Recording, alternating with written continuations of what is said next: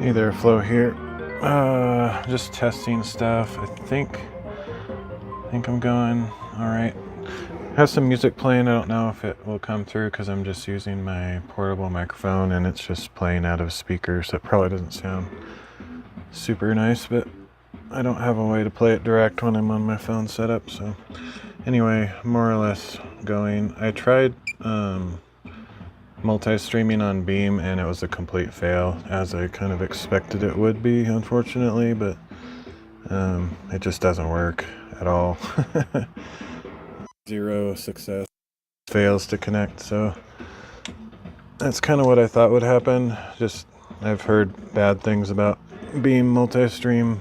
It just doesn't work, so I can't use that, at least not right now. Improve it, but my concerns were well founded, so I can't use that.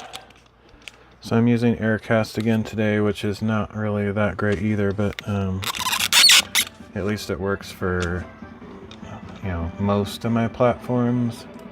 It doesn't work with Kick lately. I put a ticket in on Discord about it, and I I kind of get the impression they don't even look at Discord, which is pretty bad. But anyway, it is what it is. So the video quality should be better today. I actually remembered to set the bitrate properly, so that's good. Okay, I think I'm basically ready. So I'm not on, let's see, where am I not on? I don't know if I'm on pretty much most places. Let me see. I don't think Odyssey works, which sucks. Yeah, I don't know why Odyssey doesn't work. Let me check here.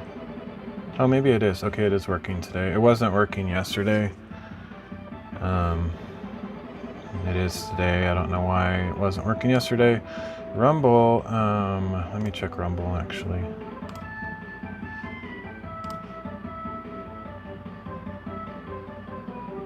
Okay, Rumble, I think we're good. Rumble, I'm using a static stream key today for the first time because it's just too annoying to set it up every time. So I'm gonna go under kind of a generic stream title there, which isn't what I necessarily want to do, but that's what I got. So everywhere, most platforms are looking all right. Yeah, so Aircast is still considerably better than Beam, but it's still not perfect. Looks like Party is not online for some reason. Or I think I've seen it where I can't see my own stream, but then I've had people come by and say, oh yeah, I can see it. It's really weird. Party seems kind of buggy.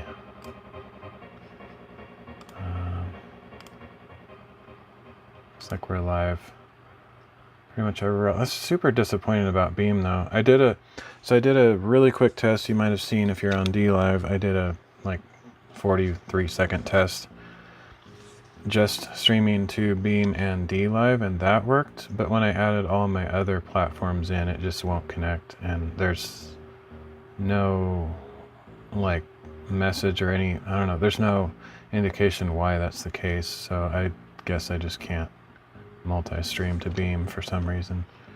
It'd be nice if there was some staff there, but I don't really get anybody on my streams. But if I had somebody to talk to, I would explain it and, you know, give them a chance to see if they can troubleshoot it or something. But I don't ever get anybody chatting there, so I'm kind of at the mercy of technology just not working. So all right, so today I'm gonna kind of continue where I left off yesterday, I guess. I don't know how long of a stream I'll do.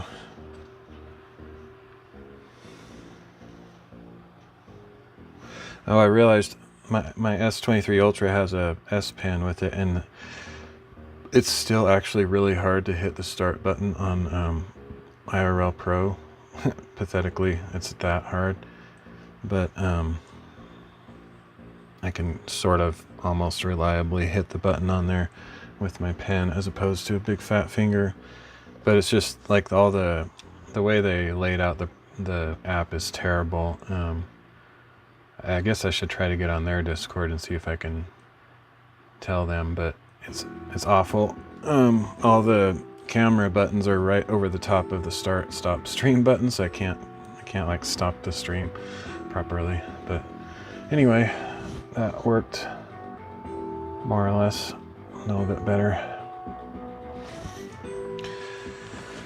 Oh shoot, I was kind of getting excited about using Beam. I was like, well, I've said some negative things about it, but it's kind of hearsay, and also just it seemed like Gives a Minute was having issues, and indeed, yeah, it doesn't work. I don't know why.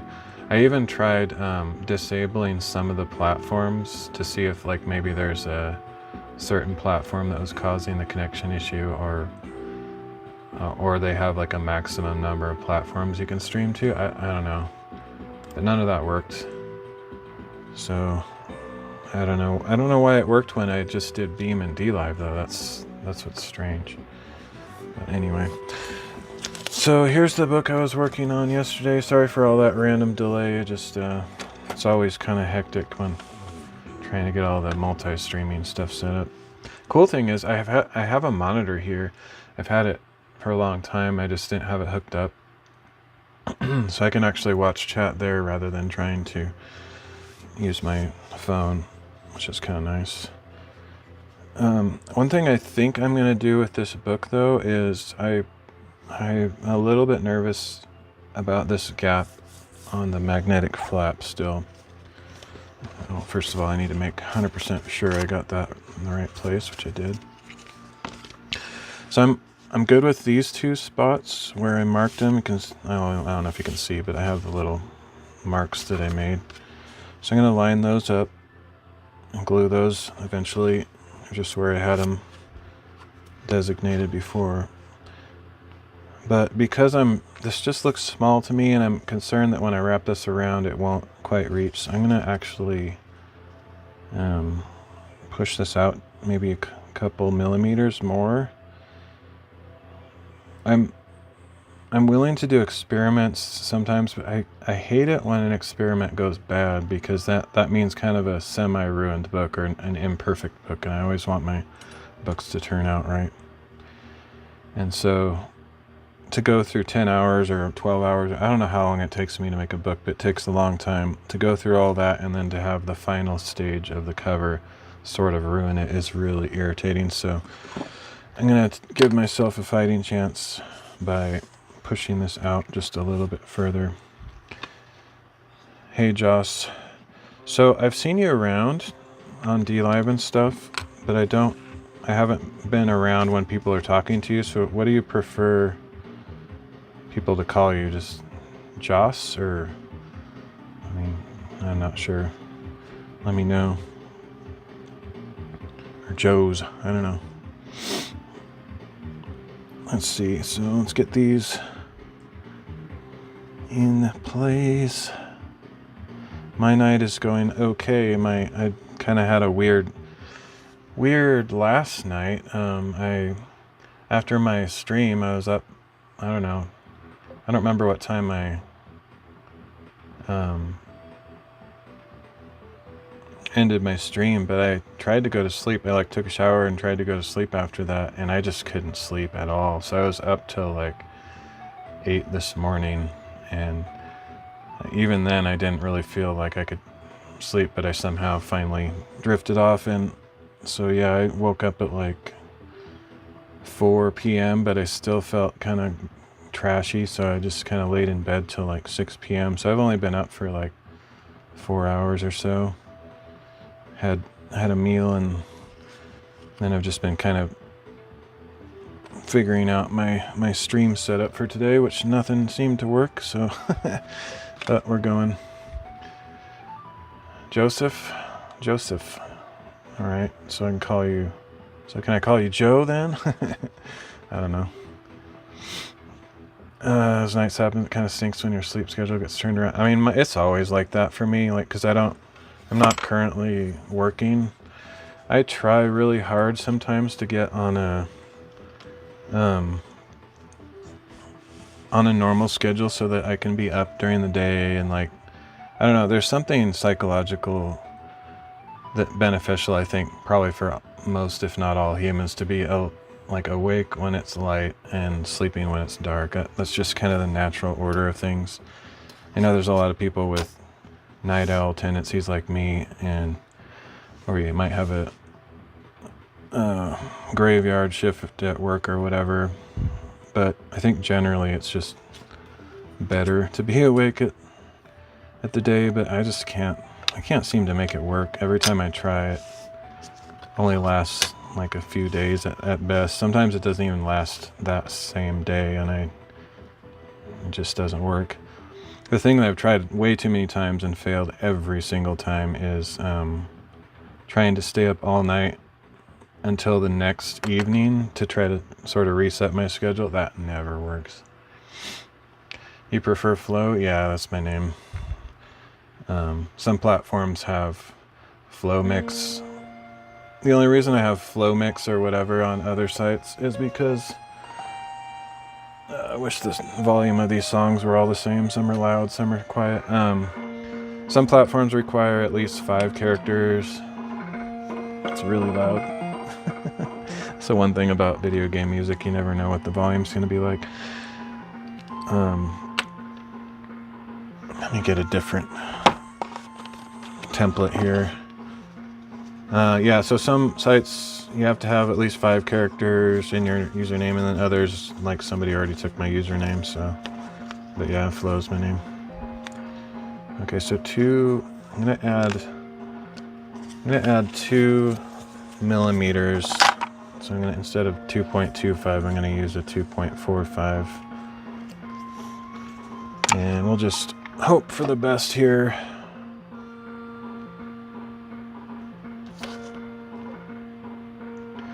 Help me make the decision to adjust my name to Joe C&D. It's a little easier for most people. I helped you? Really?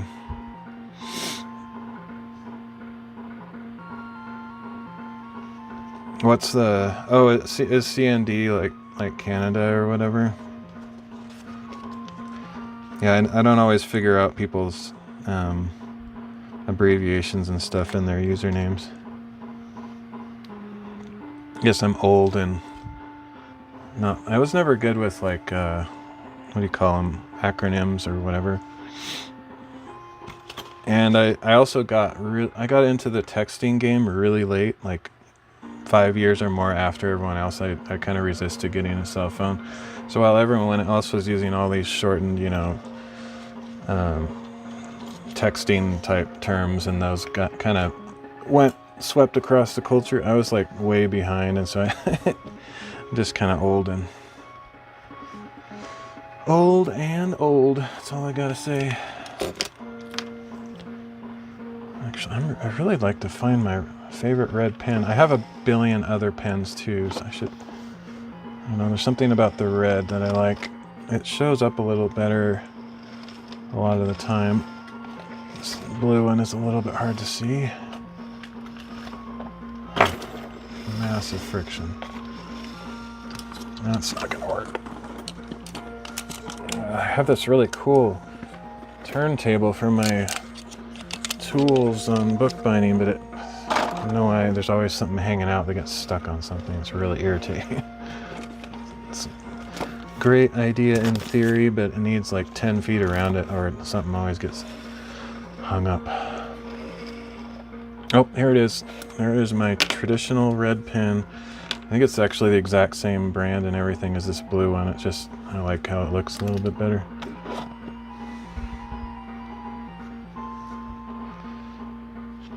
So what was your name? What was your name before? Oh, you just changed it now. I see what you're saying. Okay. Yeah, Joseph. Is that what's is that just literally like an alternate spelling of Joseph, like with a PH or F or whatever, or is it from a different country and a different nationality? Let's see, I'm gonna actually mark this curve here just to play it safe.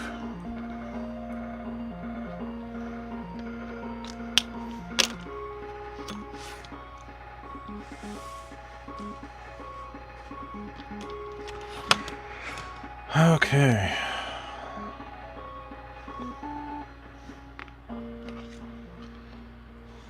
Yeah.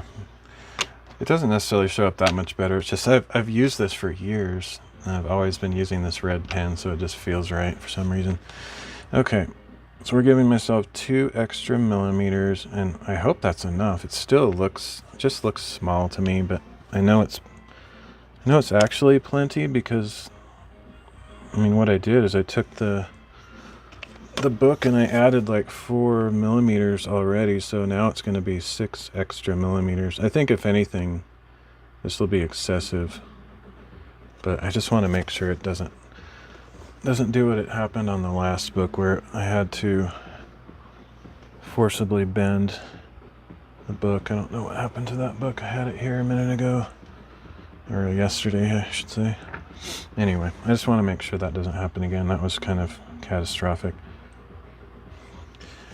All right, I know I'm moving really slow. That's just my way. I'm just slow. I'm really, really slow. Okay, So I have these little shot glasses that I use traditionally because I like to have as little glue as possible, because almost every bookbinder that I've seen that uses glue has a big old tray or just a large amount of glue, but I like to use literally drips at a time because then I don't waste any glue, because it dries very quickly. So if you put a bunch of glue in a container, an open container that you're kind of dipping your brush in, it dries very rapidly and gets all gummy and ineffective, and then you just have to like rinse it out and throw it away. So it's just total waste in my opinion. So now I'm looking for my brush, which it could either be here on the table or it really should be in my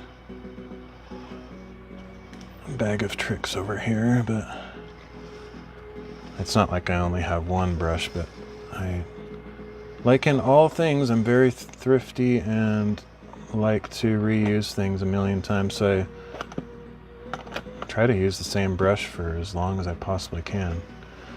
But recently I kind of was sort of trying to clear my desk a little bit, and so I don't know what happened to that. It's probably here on the table somewhere. That would be my guess.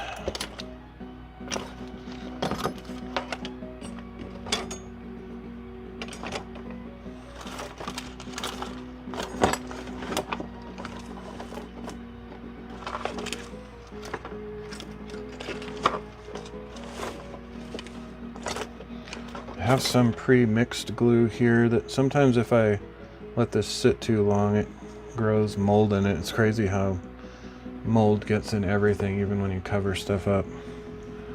Just one single spore of mold gets in your food or your glue or whatever, and it just grows. Oh, I see it. I see my old brush.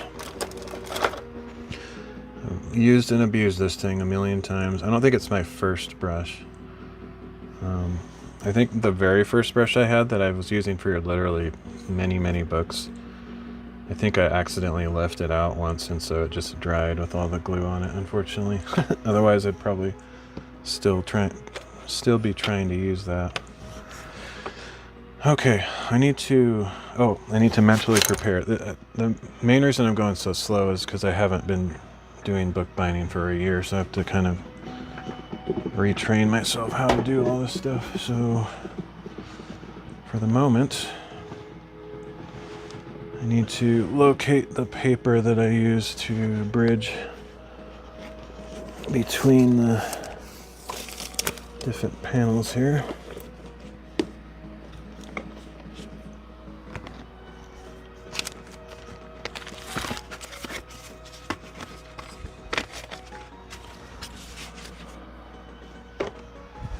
Okay, so we got some glue sheets. Here's the paper I used, if that's big enough. Otherwise I'll start a new one. That should be big enough. All bookbinding, I always make sure I have the grain of the paper going along the spine. It's just kind of something that everybody that does bookbinding knows about. Well, unless you're just starting and don't study up. But generally it's kind of accepted that everybody does it that way.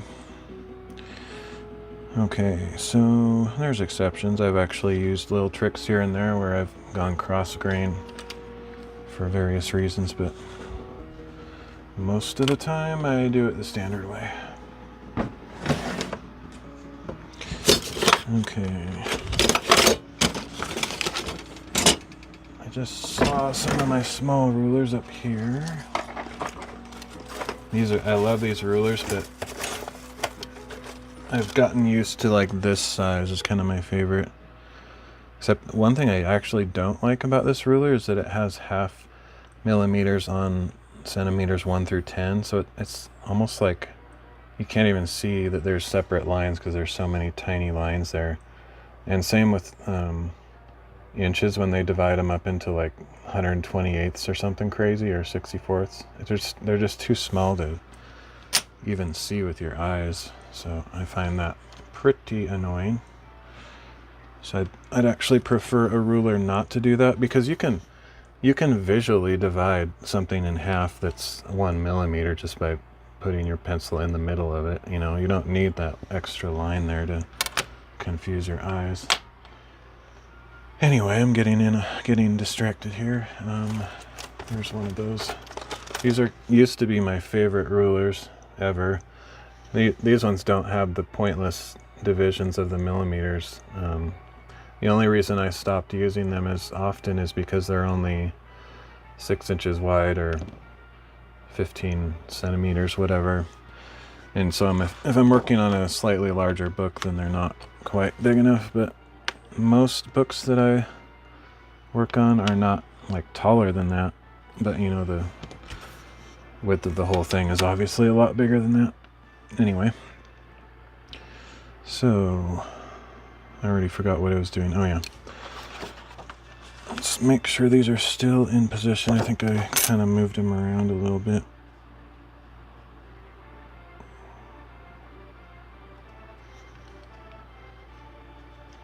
This is a hard, not exact science.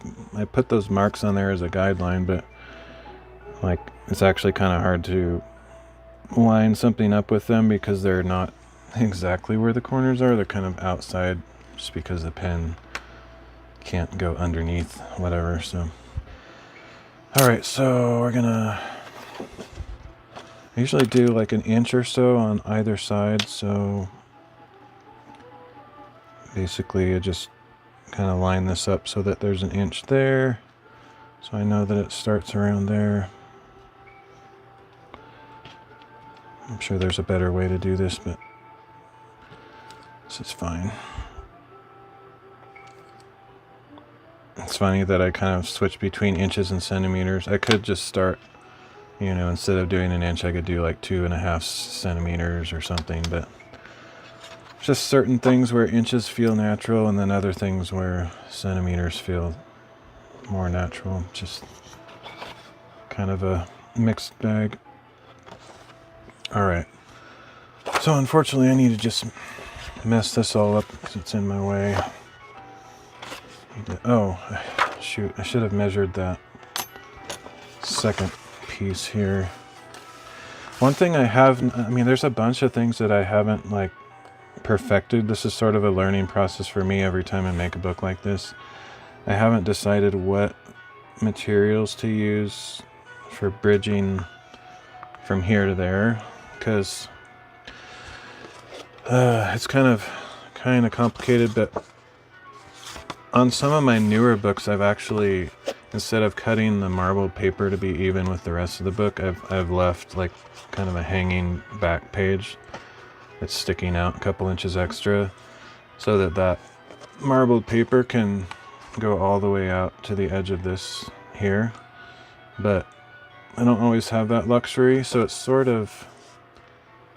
not super clear what to do on this inner area. I think what I might do in this case is just use some of the same fabric that's going to be on the cover to line this area. Normally I use paper, but one thing I've noticed, I wish I had that book still. I don't know where. Let me see if I can find it. It's weird that it's not still here on the table. Maybe it's sitting here in front of my face and I just don't see it, but I must have taken it over somewhere else. One of the problems with the flaps, I don't know if it's a problem, but it's just one of those things that bugs me or is uncertain, is the fact that the flaps can be a little bit stiff to wrap around or manipulate. I wish they were like super floppy, and I've actually thought about using like hinges or something. No, well, I can't find the one I was looking for, but here's another one. This one's actually one of my first ones I ever made, and it turned out basically perfect. It's a little bit worn because I just throw it in a bag all the time, but not falling apart or anything. But so as you can see on this one, I just used some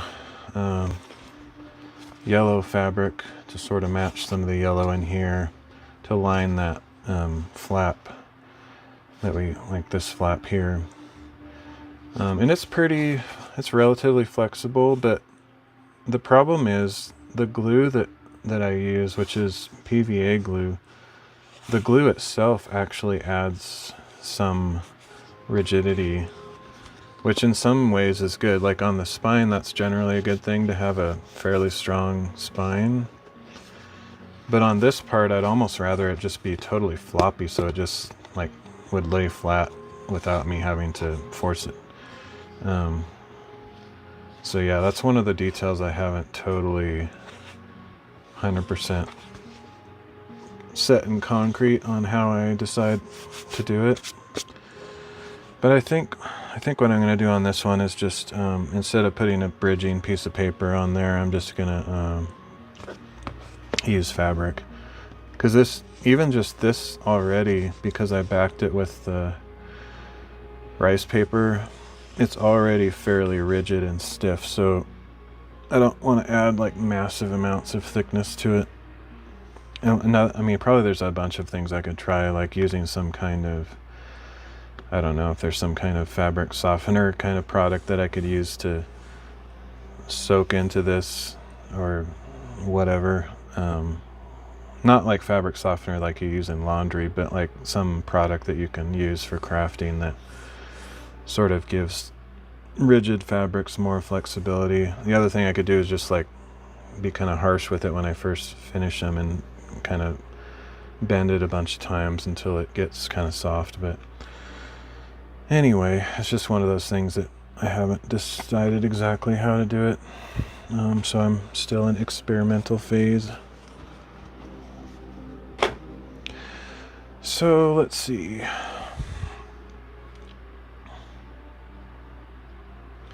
I think because of that, I'm not going to line this one right now. I'll line that at the very end. I'll fold these over and then I'll put the lining fabric over the top. The other problem with using just straight fabric is I think the glue will hold the edges in so they don't fray more or less, but it would be nice to have something on the edges so that these little hairs don't, kind of pull away over time. But I don't know, I haven't really I haven't done enough of these to figure all these details out. I've made over 100 books in total, but not like magnet ones. I've only made a few magnet ones. Okay, anyway, let's get this stuff out of my way so I can cut this piece.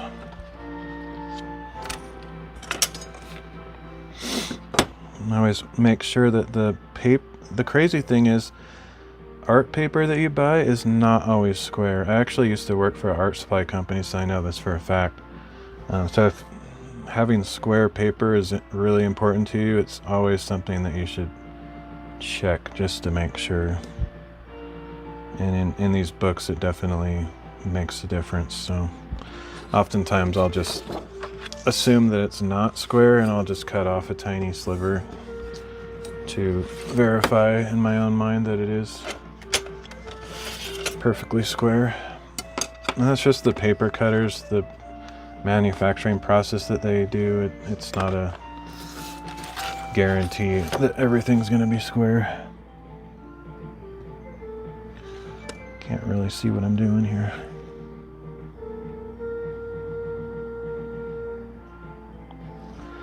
So as you can see, I'm more or less lined up here, and it's smaller there than it is here, so kind of confirms the fact that it's not square.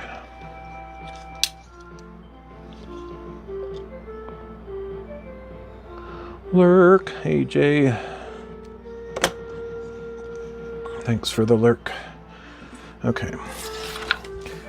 And there's nothing like crazy important about the exactness of this measurement, so I don't need to worry about where this lines up exactly. It's close enough. The main thing I need to get right is the height.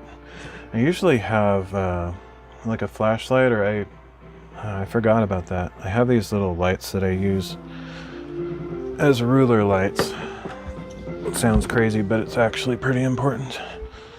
Let me see if I can find one. I think they're all probably, the batteries are all dead on them because unfortunately the lights that I got for streaming, these little colored lights, they're really cool, but they, even when you're not using them, the battery gets drained, which is kind of weird. So I feel like they only last like a week, even just their shelf life of sitting there. They just get drained somehow. And I don't even know where they are. Sorry, this is the least productive stream ever, but that's kind of, I'm just always this way, just where I get kind of distracted or scatterbrained. I have no clue where I put that stuff. I just was looking through that bag yesterday or something.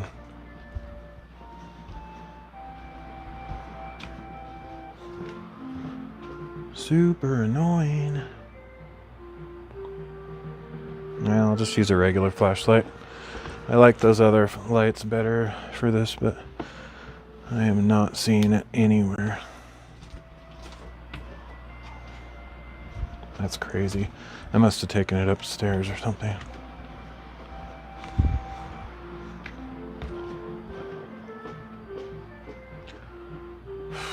It's beyond annoying. I tend to misplace things quite a bit because I'm not super organized. I used to actually, even though I'm not very organized, I used to sort of just know where I put everything. Once I got kind of old, I tend to forget. Oh well. Anyway, it's kind of important to have a flashlight like this on the edges because all the various lights cast shadows on the ruler, so you can't really see where your lines and stuff are. I have these other lights I was looking for. They're perfect for this kind of thing, but this will have to do.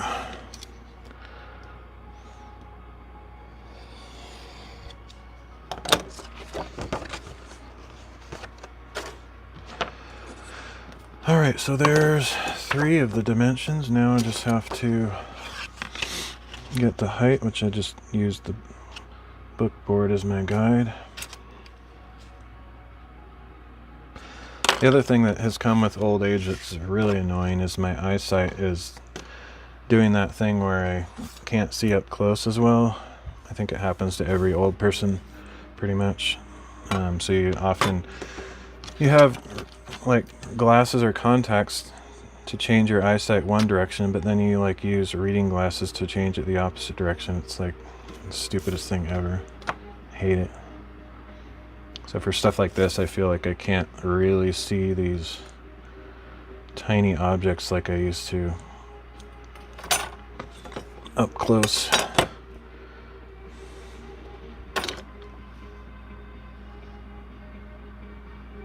And eventually I'll probably, I don't know if I'll go blind or anything, but I think my vision is pretty crappy. My grandpa was actually blind, basically. Unless you get the transition lenses like I have that are bifocal. Oh, nice. Yeah. I don't know. I don't know if I could adapt to that or not. The funny thing is I've tried the whole reading glass thing. I just don't like it. I don't know. I'm probably in the transitional phase where I'm not quite into that old person mode, but my eyes are sort of adjusting to old age. So once I get like legit super old, then I'm probably gonna have to read or use those all the time. But right now it's in that awkward phase.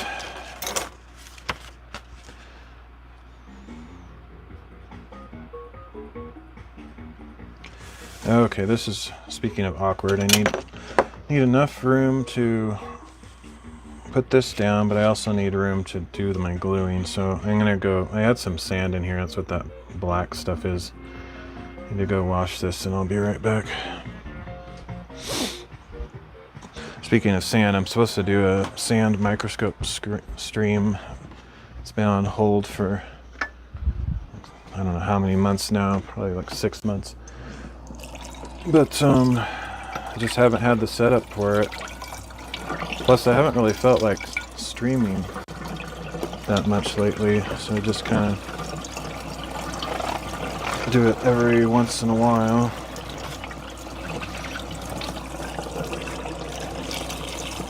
But right now, I feel like it's a good thing for me to connect with people. It sort of helps my mind to expand a bit. Force myself to interact, because I'm kind of a loner and hermit in real life. I don't have any friends where I live. I'm trying to get to meet people and stuff, but it's hard to do, especially when you're an introvert like I am. I probably should get a little jar of water. I usually have one when I'm doing this stuff. I love that paper. I didn't catch, is that the cover? Yeah, this is the cover here. This paper is the best paper I've ever seen in my life. I actually there's a company that went out of business and I bought their entire existing stock. I wish I could have gone to, like, they were sort of a wholesaler, so they sold to like art retailers, and I wish I could have gone to all their retailers and got all their stock, but no, actually what I did is I didn't have access to their stock, but I found one local retailer that still had some, and I just bought all that they had. It's kind of expensive, but I really liked. I don't know if this is the paper you're talking about, but this is actually hemp paper, which is hard to come by, which is really, I'm kind of passionate about hemp paper, but because of the stupid United States government, there's massive historical taboo and regulations about hemp products, even though hemp is the most superior product that mankind has ever found. Pretty much, it's one of the best materials in existence, but because it's association with marijuana type concepts, they started regulating it, many years ago. But prior to those regulations, it was used for all sorts of things, and it lasts way longer. It's far stronger than cotton, or definitely stronger than cellulose type papers. But unfortunately, paper has actually gotten worse over time. A lot of things get better, like technology improves and stuff. Paper has completely degraded, and it's really hard to find good suppliers of paper. I think there still are some, but they're probably in some random country, and you would just have to get samples from a million Alibaba sellers and test it and do a bunch of stuff until you find something that's actually decent. There's basically no manufacturers in the United States anymore. Very few.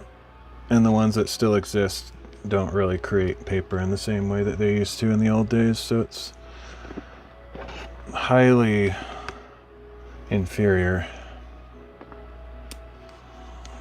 This thing is glued on there. It doesn't happen that much.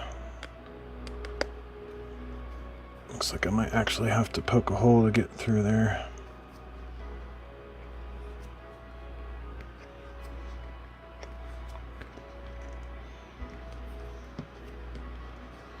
This is I don't even know where this cover came from or what it's for, but I need to figure out what book this goes to. It's funny that I found your stream right after my stream. I made a 28mm scale bookcase with books and scrolls. Really? That's cool.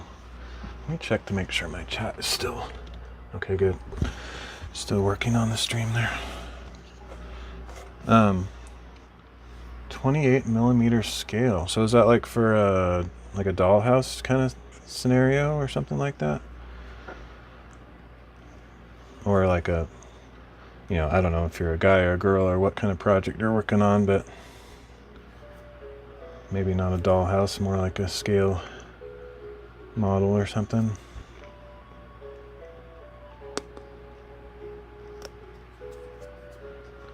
See if I can get this to cap a little bit better after this time.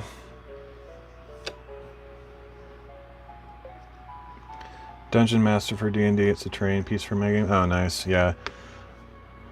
I kind of figured might be something more masculine. I've seen some people doing that kind of stuff. And that was my first thing that I said was dollhouse, but then I was like, wait a minute, he's probably like not the dollhouse type. But you never know.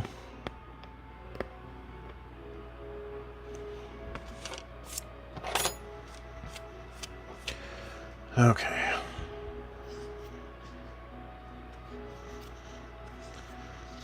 I don't know what actually glue this is. I have several different glues. Like this is the stuff I like to use, but this is almost gone, and then I have a replacement for it. And since I didn't label this, I don't actually know what this is, but I know it's PVA. I just don't know which batch it came from.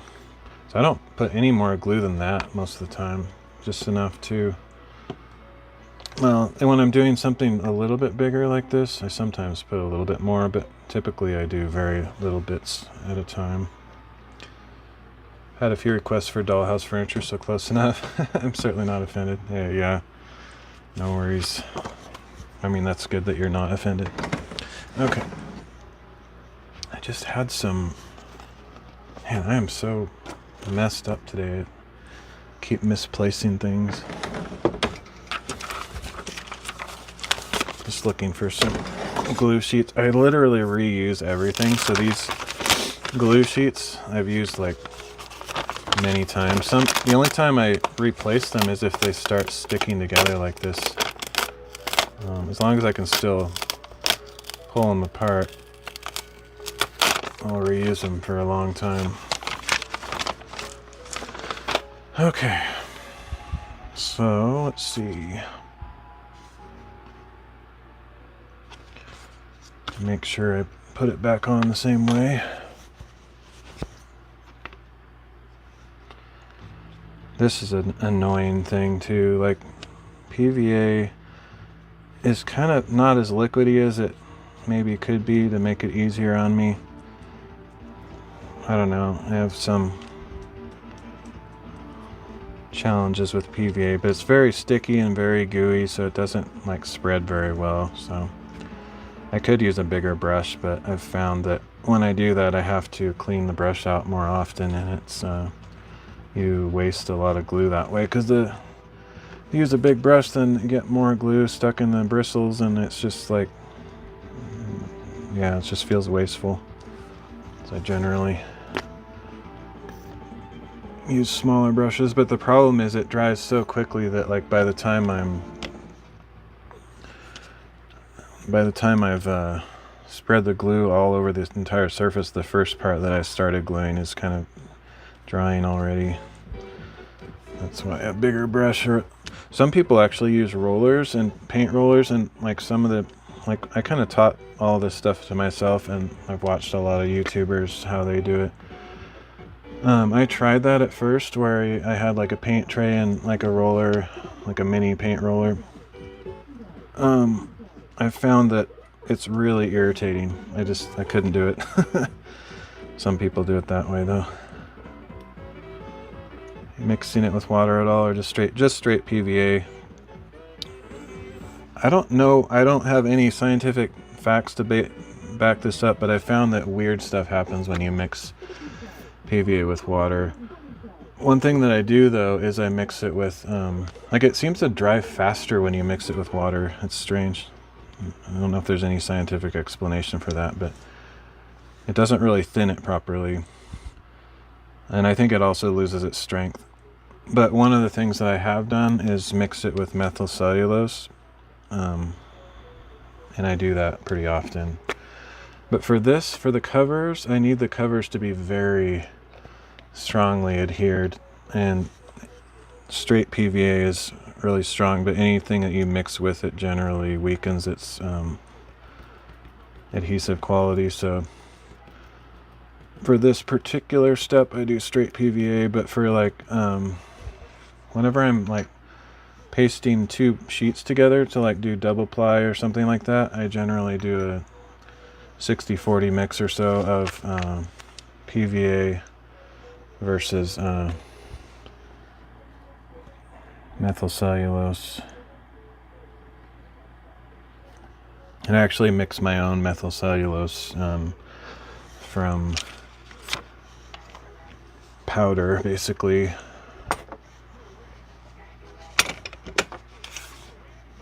And I don't do it very often, but this little batch of glue that I had wherever it was a pre-mixed batch.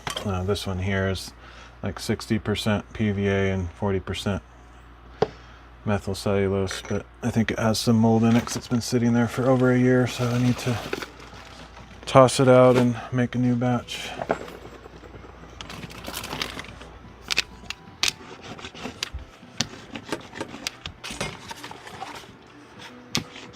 And it makes a pretty solid layer over a painted surface. When I'm making game boards, I mix PVA with a small percentage of water for the top coat. Interesting. Yeah, the thing that's annoying to me about PVA is that it's not technically waterproof. Like, I would think it would be. It feels like it would be, but apparently, from what I've read, it's not.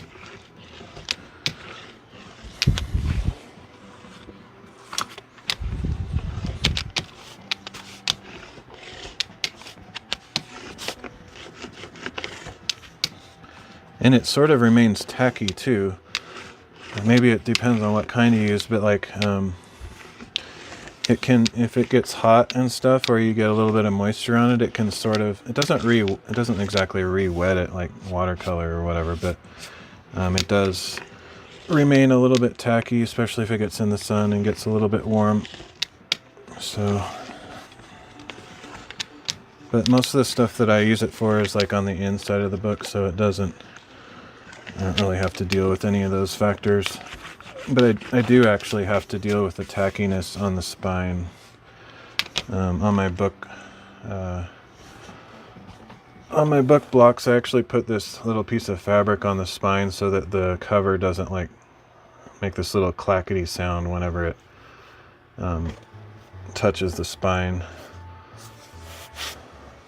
It's interesting. I've definitely learned that, and that's just my own invention. I don't know if anybody else does that, but I've found that the back of the spine kind of makes this clicking noise that's bothersome, or some people might think that there's something wrong with it, so I do that just for my own sanity. Okay, so next, I probably should be, I guess I could put that this way, but I probably should be writing those lighter or erasing them, just because there's certain fabrics and certain papers that my little writings can show through if I'm not careful. So somewhere I had my click eraser. It used to be under here yesterday, but I keep moving stuff and I don't remember doing it, but apparently I am moving stuff without remembering.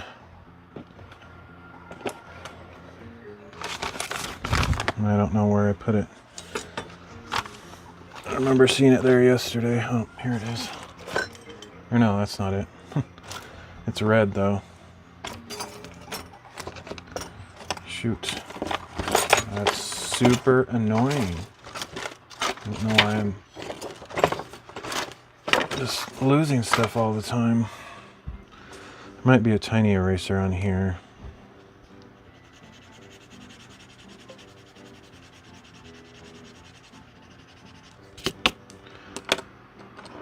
So Chad, I just realized how late it is. I have to work in the morning. Good night. Oh, no worries. Thanks for hanging out for a bit. It's always good to have somebody to talk to for a minute. So have a good one. All right, so next piece here. I forgot how much glue this takes for these big surface areas. I actually need more. Normally I don't pour out very much glue at a time, but these are pretty thirsty surfaces.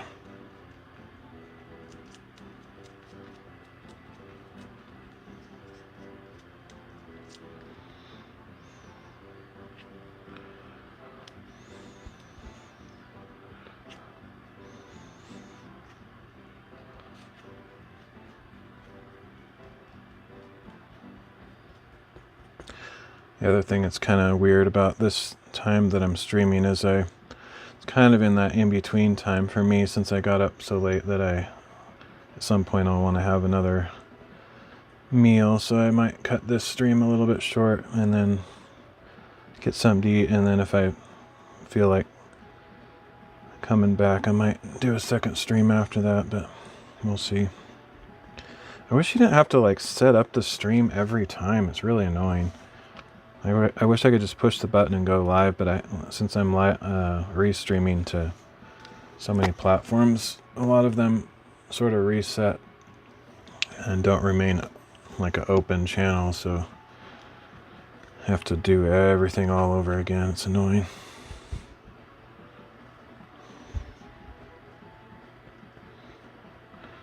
At least I set up a static stream key for Rumble, though. I might just start using that from now on, even though it's super generic.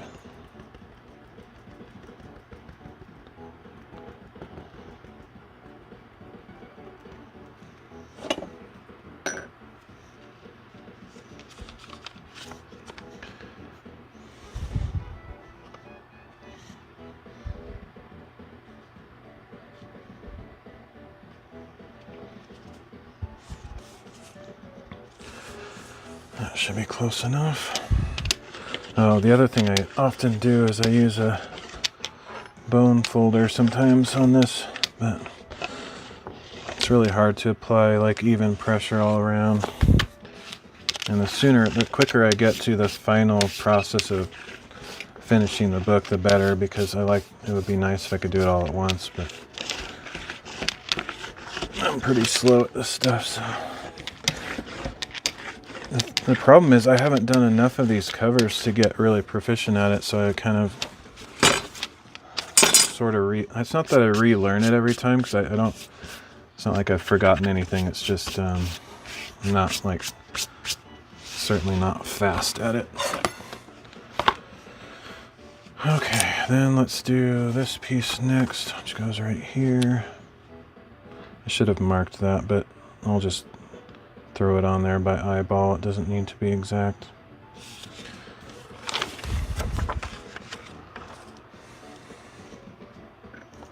I have to wash my brush in between almost every thing that I do too, because it gets very blobby. You can already see like there's some blobs of glue on there, and it starts getting to be one solid mass. I probably should have like a stock of just a little bit of methyl cellulose mixed in with the PVA, like maybe like 10% even. It might be enough to make it a little bit more fluid, because methyl cellulose is very slimy, so it tends to make the glue spread a little bit better. And but if I mix too much in there, it really weakens the glue, so it's not as strong. And I always want my stuff to stay together, so I mean, once it's dry, it's pretty permanent. But in the process of like when I'm just have it out in the open air like this, and I can't quickly fold it over like I'd want to, because it takes so long to do all these little steps. During that time, it's sort of already drying, and kind of can be a problem sometimes.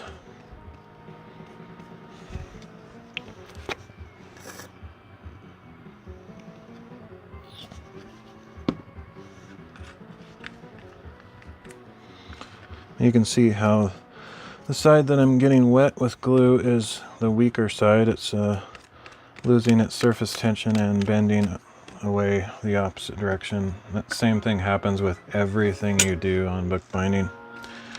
That's why you have to try to reach equilibrium between the two sides if you can.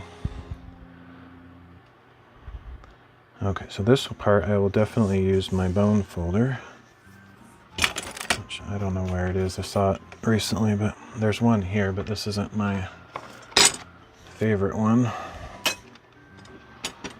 guess it's convenient, so I'll use it.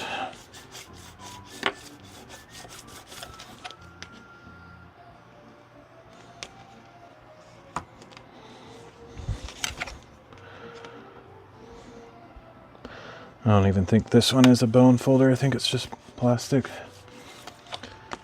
I have an actual bone folder that I like to use. I've used it for years.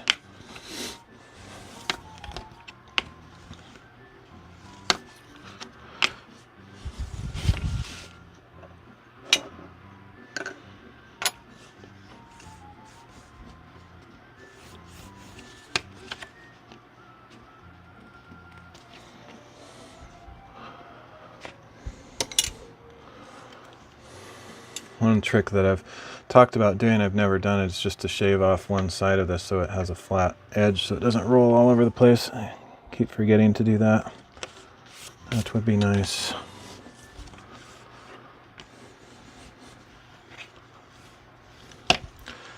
Alright, that's done. Now for this part.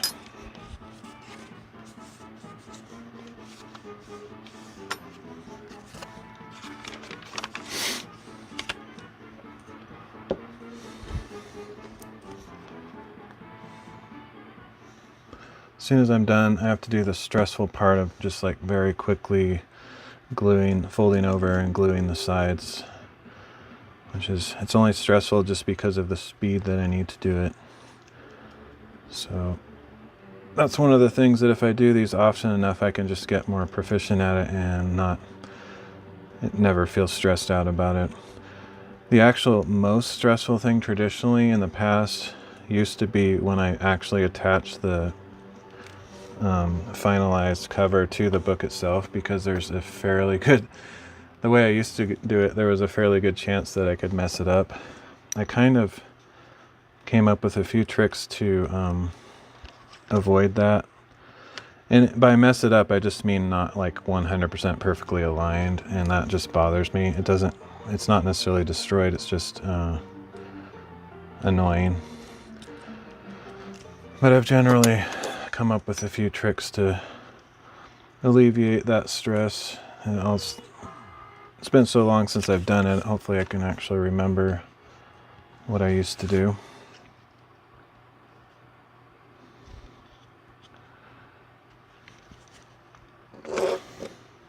But it is the worst part, because after all these hours of working on a book, it's technically possible to ruin the book at the very last moment, and that's stressful.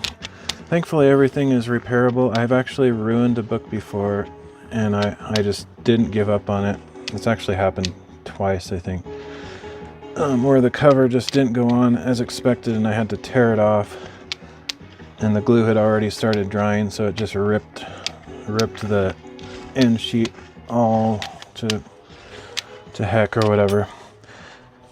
And that was very, very stressful, but then I just decided, you know what, I'm gonna do a repair job on this, and I was able to salvage it, and it ended up being one of my favorite journals in the end.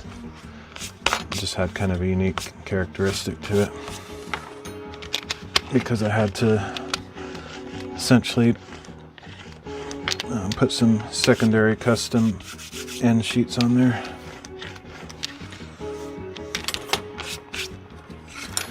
Okay, so now that that's done, I think I'm going to go quickly wash this out, because my brush is getting globby, so I'll be back in a minute. But hopefully quickly, because I need to keep finishing this.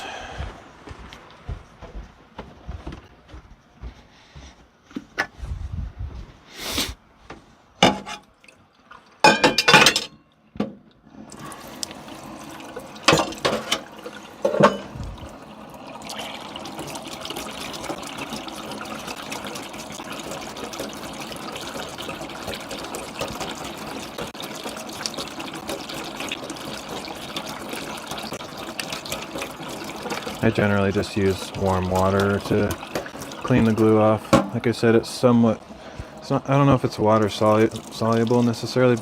I mean, it is before it dries, but even after it dries, you can kind of soften it with warm water. It's not like epoxy or something where it hardens into a glass like, stuff.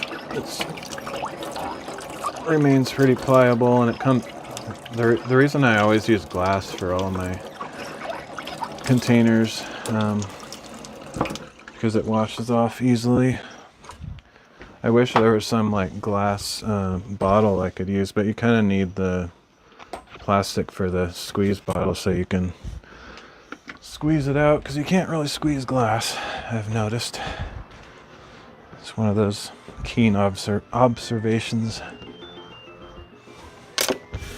Okay. So next, I need to create a template for this. It's kind of crazy that I haven't all these years, after all these years of doing this. But it would be nice to have a... This is insane. I'm literally losing everything, and I don't understand. It's almost like someone came in like a little gremlin and just like moved all my stuff. So this is just from yesterday. Like, I don't know how I could misplace so many things. I'm looking for my little scissors, which they're probably like visible on the camera. These ones are too big. I have these little precise ones that I like to use. Actually, I have a couple pairs, so if I can't locate the ones I'm actually looking for, then I'll go try to find the other ones. I just don't understand like where the stuff goes. It's got to be like right here in front of my face. Oh, there it is.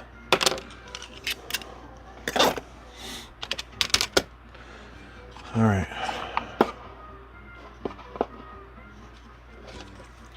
So this is the thing I'd like to have a template for. I kind of just wing it. I have this.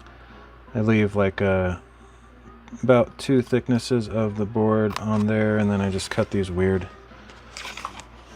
seemingly arbitrary angles. But if I had a template, I could just lay that on there and not have to think about it. But one of these days I'll make something for that. It is a little bit arbitrary how I decide to angle the corners.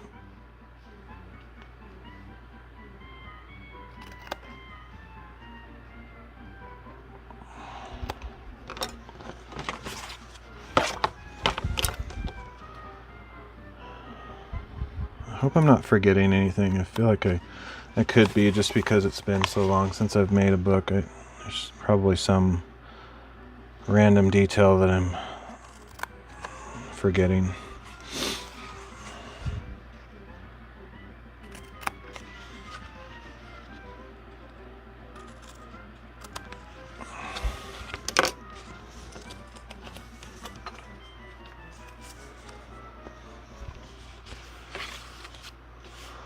Okay.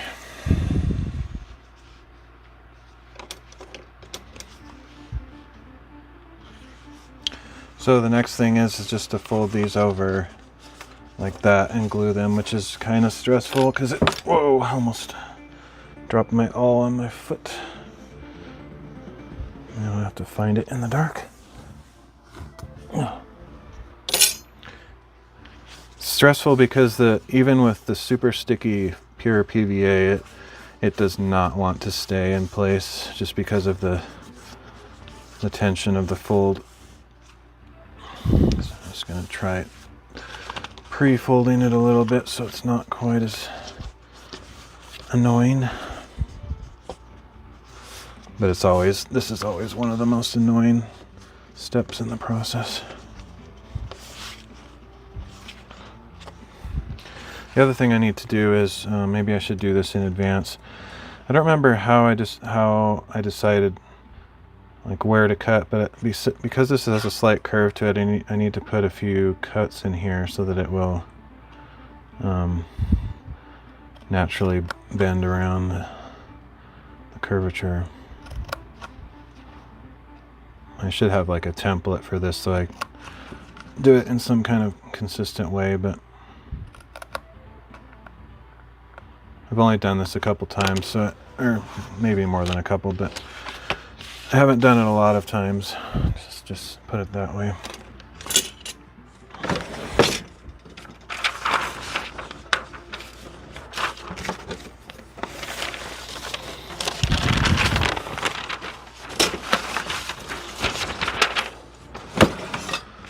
Another one of my eternal paste sheets that I can reuse. I need to just clear this all off, and then I'd not be as likely to misplace things, but I kind of wanted to just get straight into the bookbinding yesterday without spending hours to rearrange and clean and all that stuff. So I just jumped into it and didn't worry about the clutter.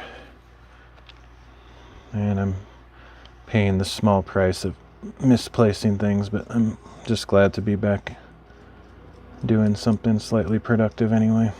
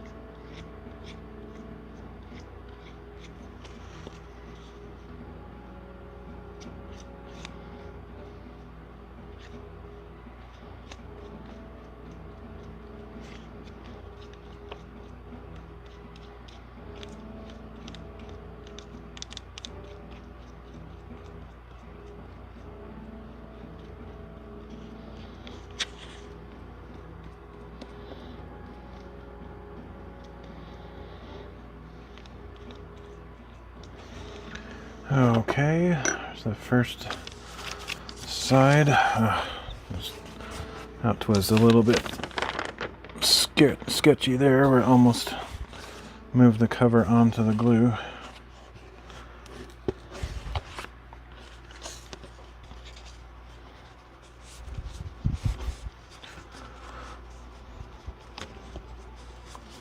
I found that like massive pressure and time are the key to PVA glue.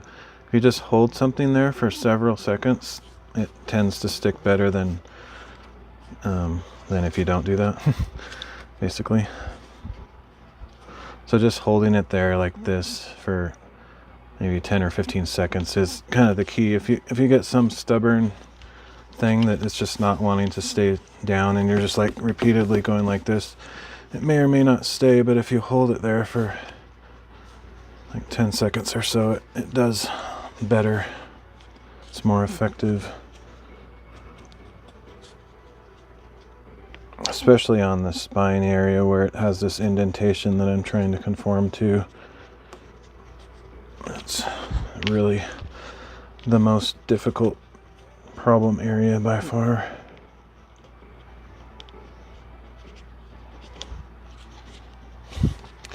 And then once it's sort of stuck, I like to go over it with my bone folder.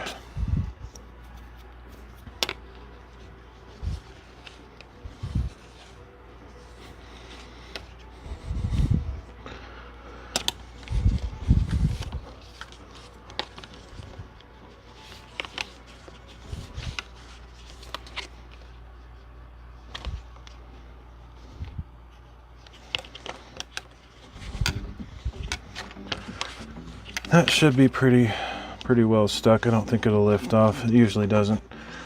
There's sometimes a little bit of lift off right on these creases, but that all gets covered up in the spine, so it should be good enough.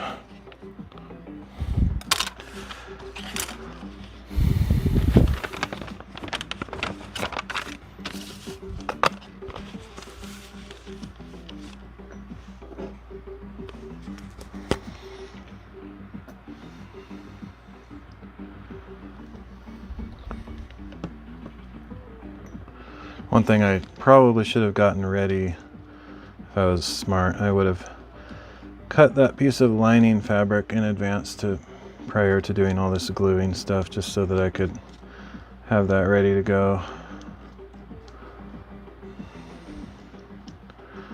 What I can do though is I have these giant pieces of, well, they're not that giant, but they're really heavy pieces of granite countertop stuff, and I need to pull those out and put this cover underneath that while I'm working on something.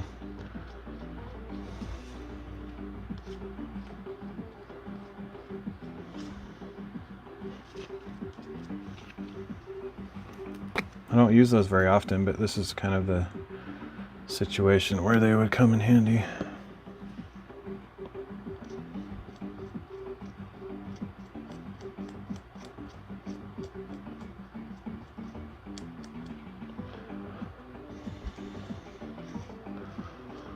I actually use them more often for my marbled paper, but I haven't done that in years. I think I would, if I did marbled paper on stream or just in general, I would have to kind of relearn everything, because it's been probably, I don't know, 8 years, maybe more, I don't know. It's been a long time since I've done that. I haven't even done it since I started streaming. I think it was some years before that even, so it's been a long time. Might have been 10 years ago.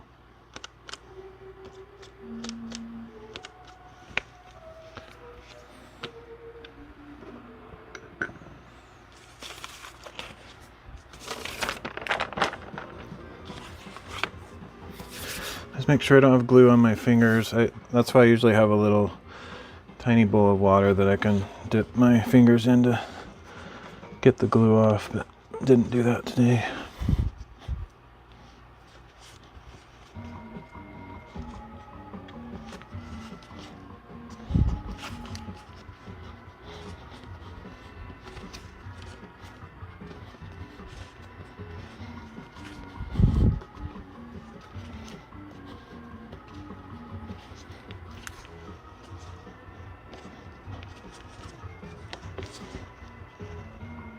I'm gonna cut my fingernails.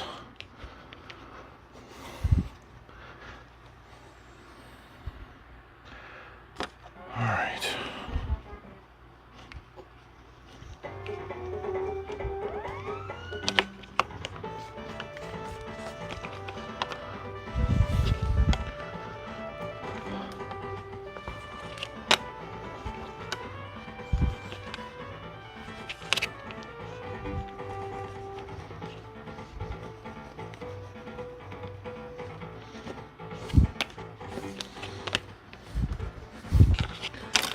Okay, 2 sides done. Now I just have to do the ends, and I don't know if I guess I'll do the ends real quick and then figure out what I'm going to do with that fabric lining.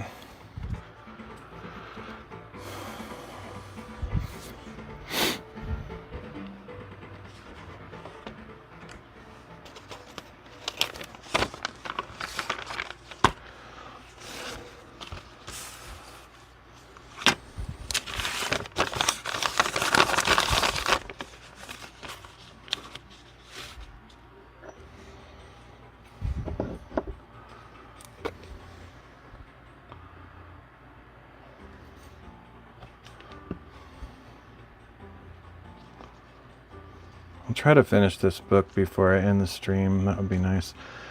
And then, like I said, I need to get something to eat, and then I might come back. I don't know. I felt like I was really floundering at the beginning of the stream, so I didn't get much done. But that's just my way. I don't know how else to be. I wish I could be more efficient, but I'm not. I can't imagine anybody watching these replays. I mean, I see like numbers on the replays, but I don't know. I think some platforms like Rumble, I think if somebody just clicks on the video at all, even for like half a second, it counts as a view, which is kind of dumb. I'd actually rather it only show legitimate views that, are over a certain length or something like that. I don't even have a paper towel here. Oh yeah, I do.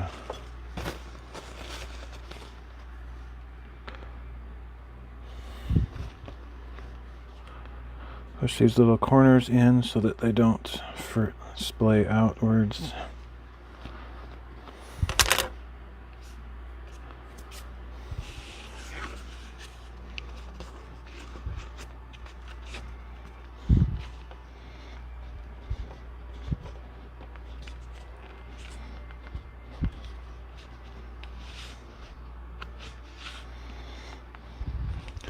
Put a little bit too much glue on that corner, so I'm trying to wipe it off.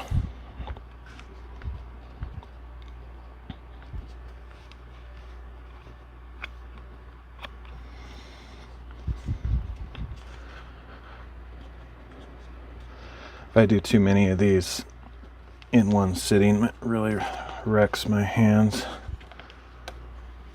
The glue dries your skin and cracks it, and just the force that you have to apply to do all this gluing, it's really hard on the fingers.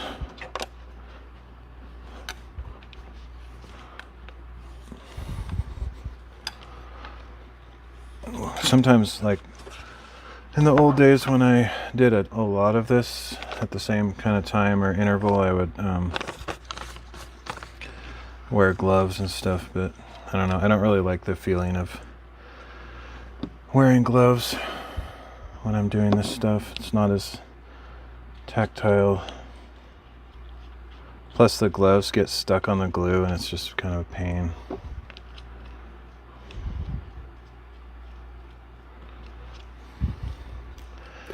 But it does help the skin from getting all cracked.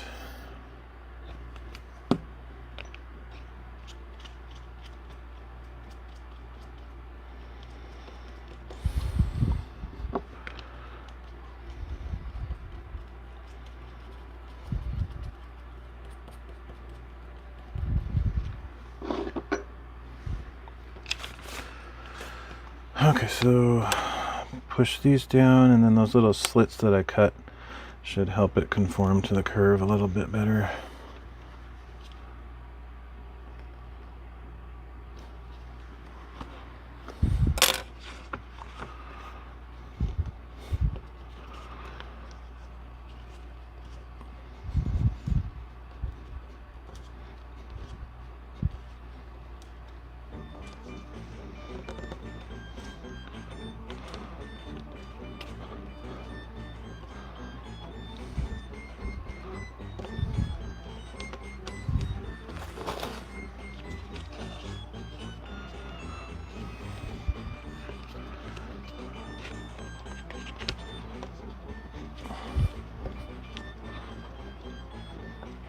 Probably could have done more slits, but I think this will be okay.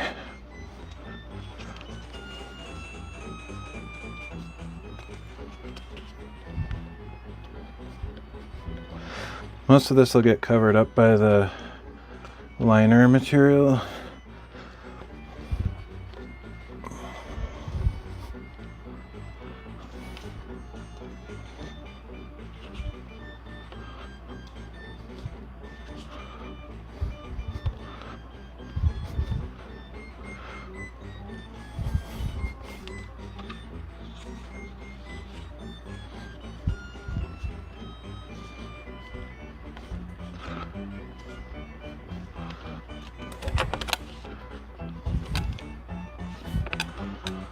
I don't think I used the bone folder on the other end.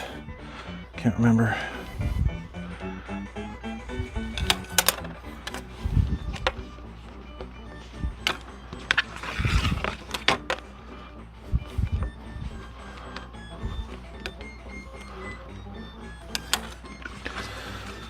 All right, it's nice and flexible now, but once that glue hardens up, it'll not be quite as floppy. Plus I need to put the lining fabric on there, which will stiffen it up. I prefer not to stiffen it up. I'd like it to be floppy, but it's just the way it is. It's interesting that this is almost exactly the right size for this. Okay, let's get a rough cut somewhere here.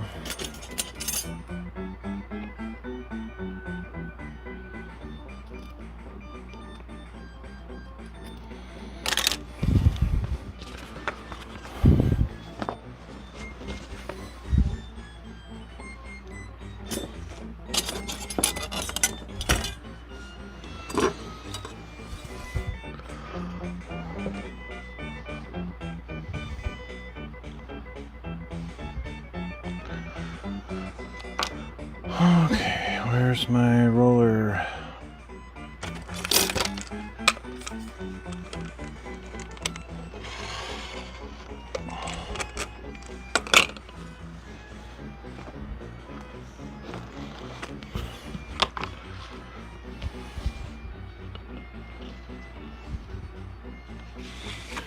Just cut a little bit off of the edges here, not too much.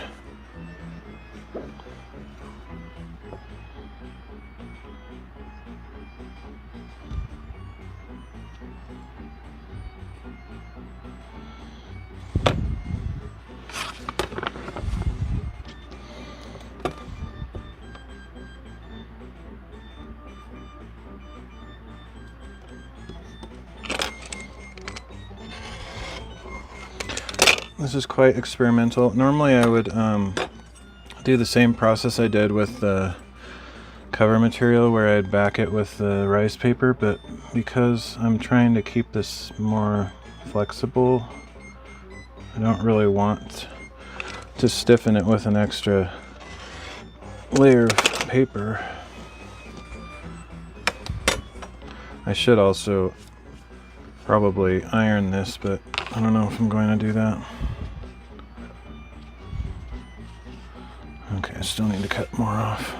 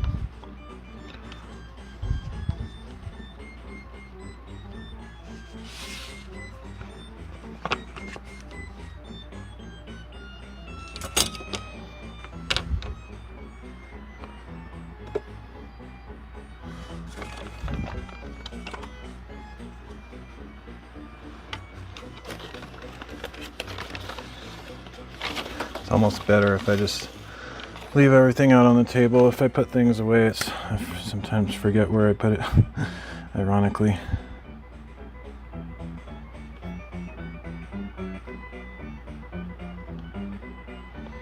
Could probably cut it right here. I just don't want to. I want to make sure I don't accidentally cut the existing book.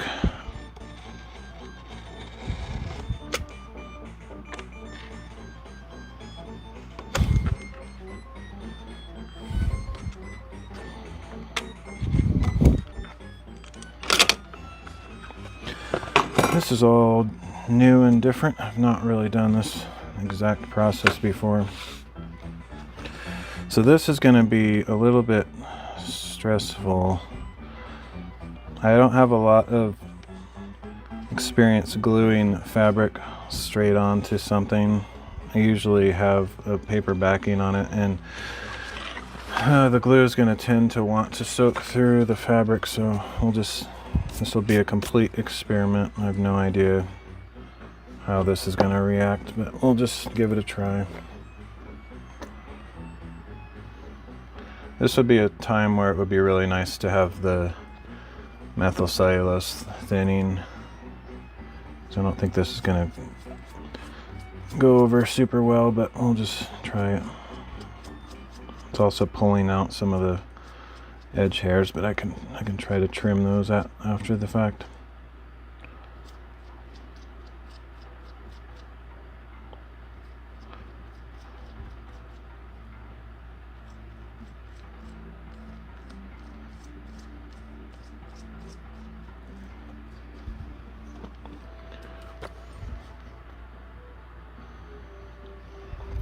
I need to not forget wax paper in the final drying stage. Hopefully I remember that. Need to put wax paper between the surfaces that I don't want to stick together. Wow, this really soaks up the glue.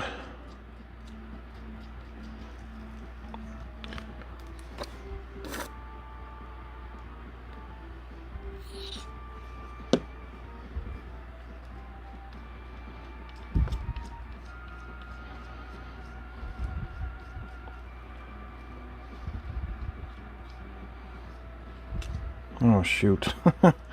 Figured that might happen. I need massive glue. Yeah. Ridiculous. I do not enjoy this particular step here.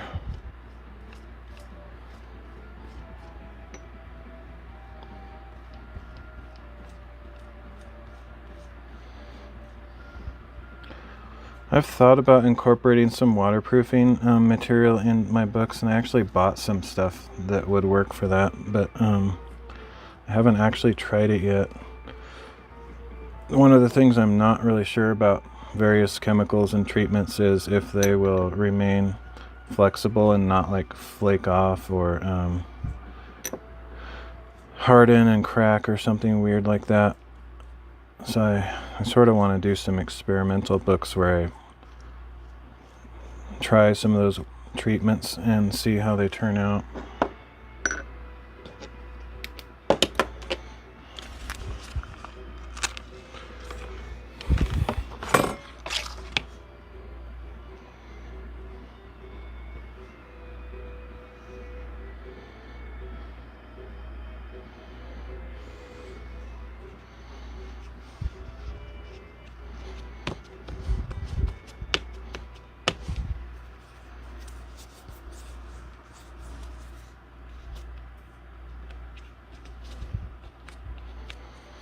It's a little bit of glue that soaked through a tiny bit, but it's really not that bad,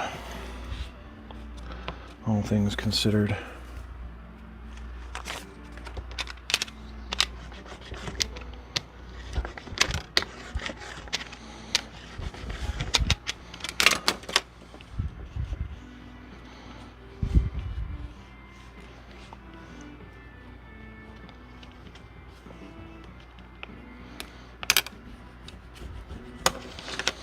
Should look pretty nice actually, as long as the edges don't fray too much, which I'll try to minimize that by trimming them a bit. And I could put some fray check chemical stuff on there, but I don't know that it'll be necessary. We'll just try it out, see how it turns out.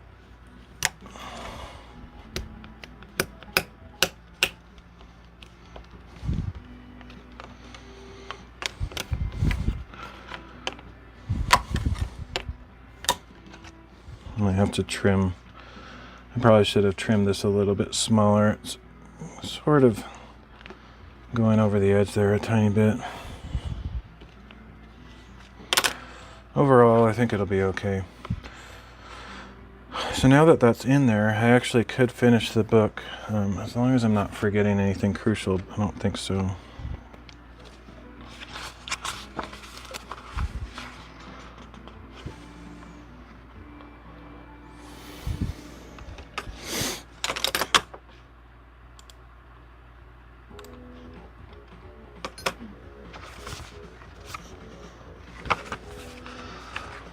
The mystery or unknown about this is whether everything will line up.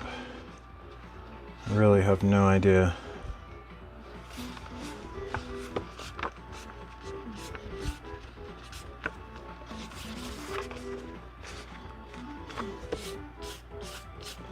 I should get my wax paper out while I'm thinking of it so I don't forget.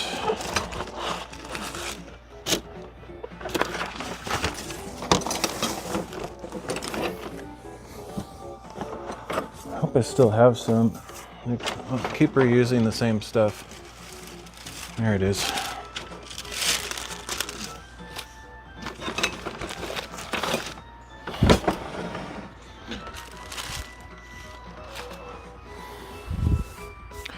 Okay, here goes the final stage. Last boss kind of a thing. This is where I used to get really stressed because it was so easy to mess it up at the last second, but I think I'm pretty confident now. I do it a completely different way than I used to years ago, and it's way easier. As long as I don't make the cover too small, this works every time. If I do the measurements really too tight and there's not enough flexibility, then it can be very stressful still.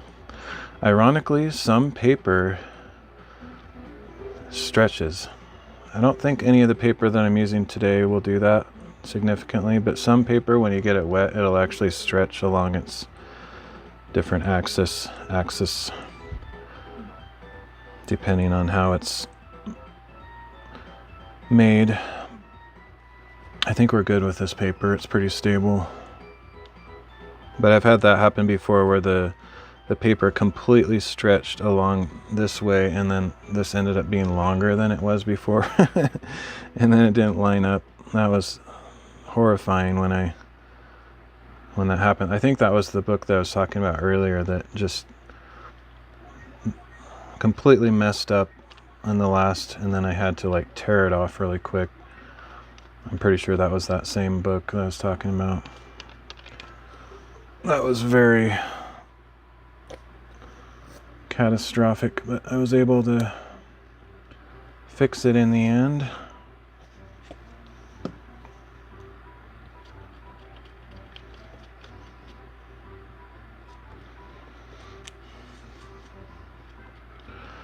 Obviously the wax paper in there keeps the glue from getting on the rest of the sheets underneath. That's why I do that.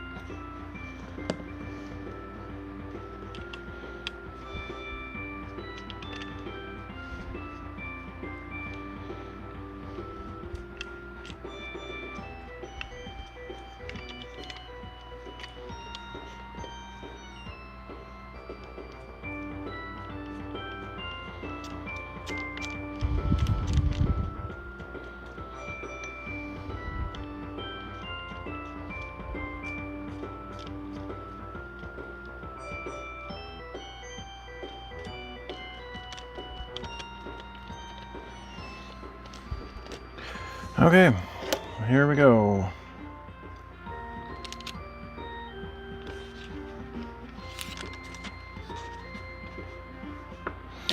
So my trick is, I used to kind of align it at the spine. Now I actually line it up at the very edges, which from my experience produces a more consistent result, because then I can make sure the corners are exactly where I want them. So I just push it in right on the edge there so that it's perfectly centered and lined up, and then the rest of it, just throw it on there. Then I just push it down. So far I've not had that fail me, other than that one time where the paper stretched out.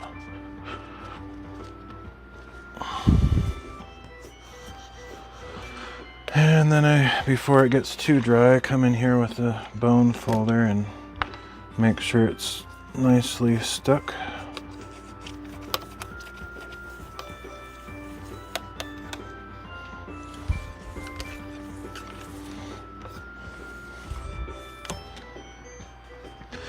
And then we just do the same on the other side.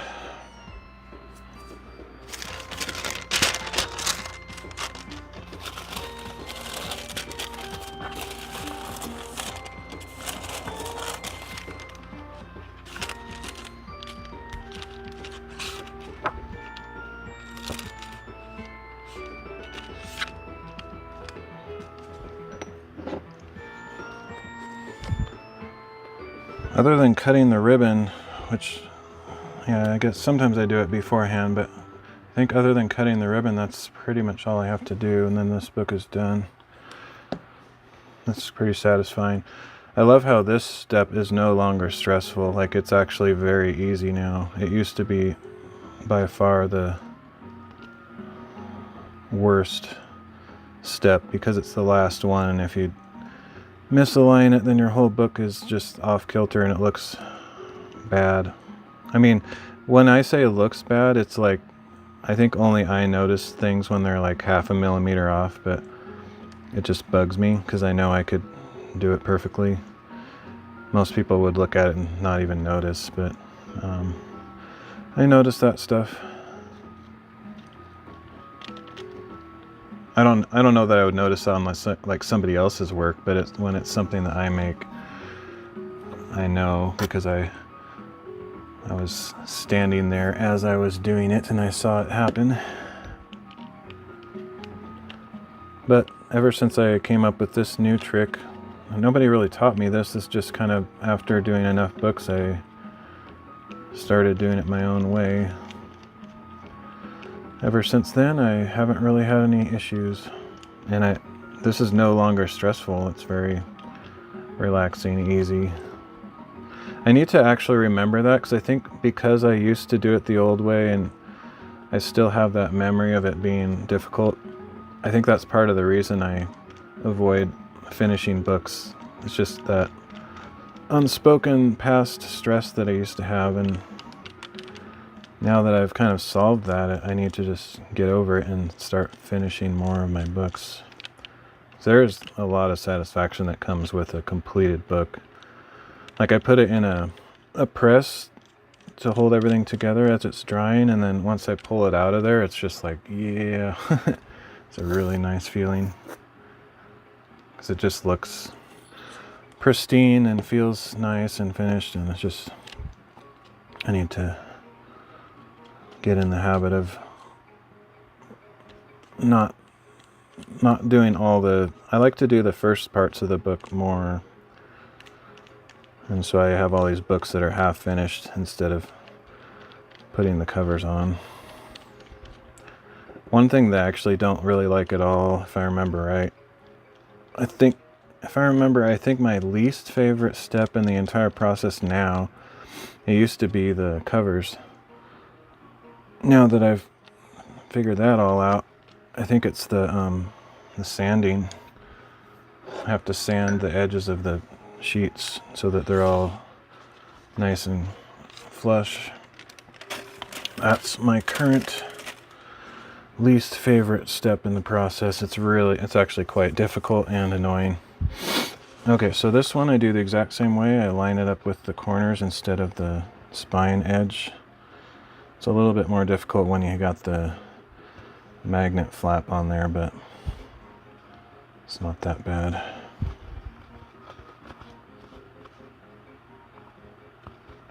I'm hoping, I mean, it's really floppy, but like I said, I think when the glue dries, it'll be a little bit stiffer. But it's been so long since I've done a book, I don't remember if last time I did a book I used the lining on the cover material, if I put paper on the back of this or not. If I didn't, this might be a whole new experiment to see how it turns out.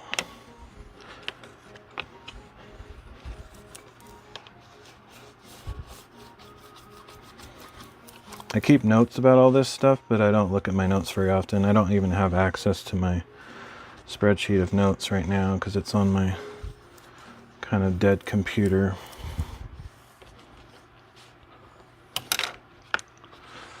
But there we go. So now all I have to do is, yeah, that's actually that's perfect. I'm glad I added those 2 extra millimeters. I think it would have been a little tight. This is literally perfect. So I'll make note of that these measurements are great. That's literally perfect. It's not too big, it's not too small, it's exactly right. So now all I have to do is put some of these in there to make sure it doesn't get glued shut when it's drying.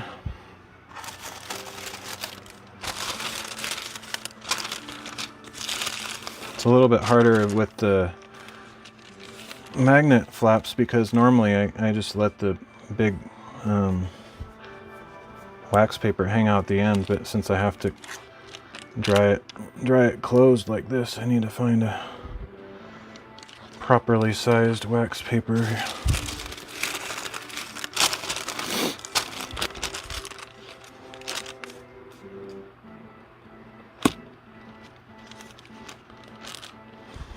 This glue boogers on my fingers.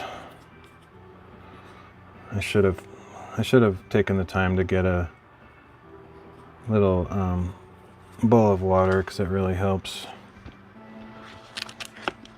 Okay, so now what I do is I have these pieces of felt that I like to use to kind of pad it and give it equal thickness all around, or at least closer to equal. So I'll put those there to kind of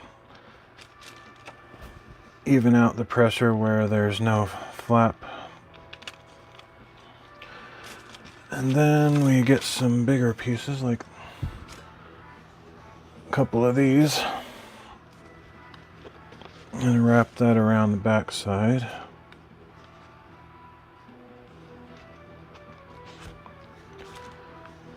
Like so. And then I have these homemade book presses that I've made.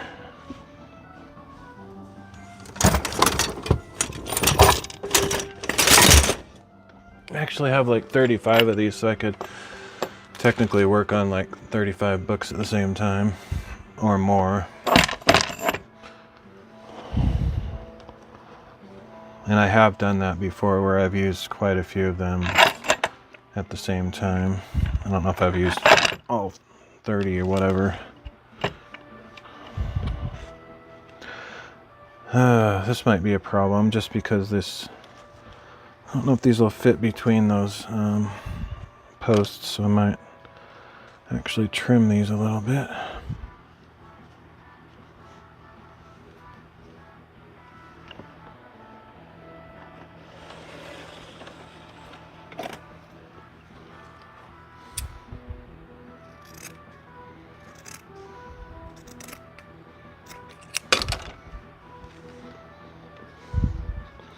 So yeah, I'll just let this dry overnight, and tomorrow I'll open it up, or maybe I'll wait till I decide to stream next time so we can do the big reveal on stream. It's not really any surprise because you already kind of see what it looks like, but it'll be satisfying to see the final result.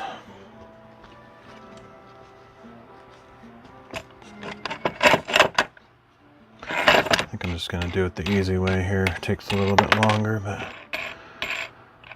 it's a lot easier if I take this off.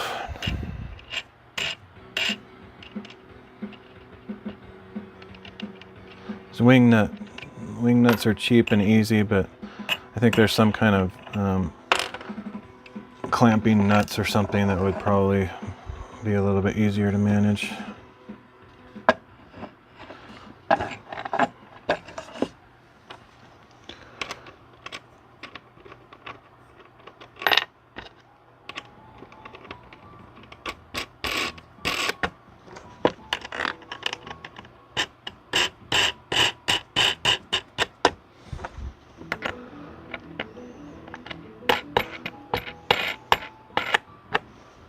If I had to guess, I would think this is probably number 111 or so. I think I've done about 110 books over the years, but I don't know until I look at my spreadsheet. But that's the actual last step after I trim the ribbon. I sign it and put a date on there and give it a series number.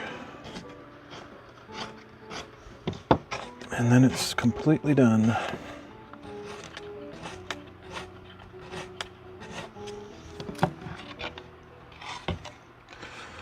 So I'll just leave it like this till tomorrow. I might come back. I'm going to probably end the stream now, and I might decide to come back later tonight. Of course, it'll be tomorrow morning, but and work on something else, but we'll see. But I think I'm done for now. So thanks for joining me, and hopefully you're excited as I am to see this final product. It's been so long since I've finished a book. And I'm really happy with those measurements. I can't believe how perfect it was, and I'm really glad that I decided to add those 2 extra millimeters, because it would have been a little bit tight, I think. So that was a very good decision, and it looks perfect. So we'll find out tomorrow how it turned out. But thanks for joining me, and I will see you all next time.